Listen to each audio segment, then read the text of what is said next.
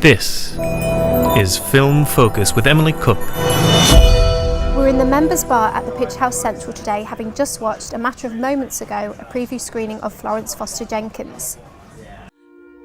Music is my life.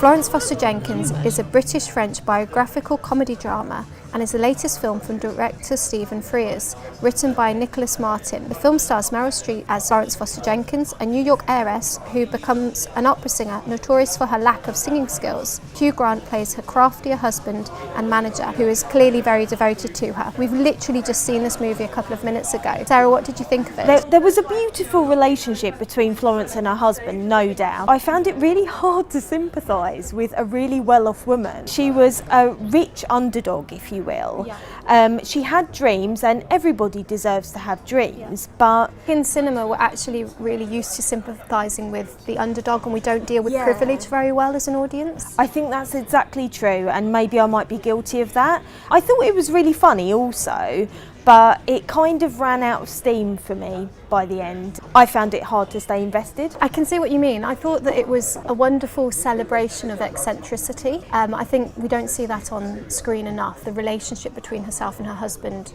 played by Hugh Grant. Yeah. I thought that was very, very touching, and it was beautiful. It could have easily been corny, but there were several places where I actually felt very emotional. Yeah, sure. And also the production design I thought was exquisite. The period piece was set in 1942 to 44, and the production designer was Alan MacDonald, and it's one of my favourite eras to see on screen.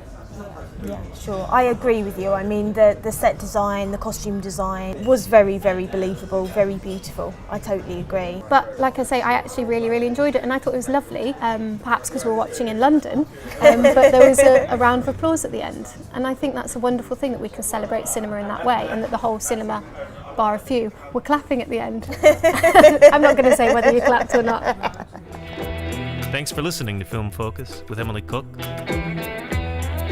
Happy movie going!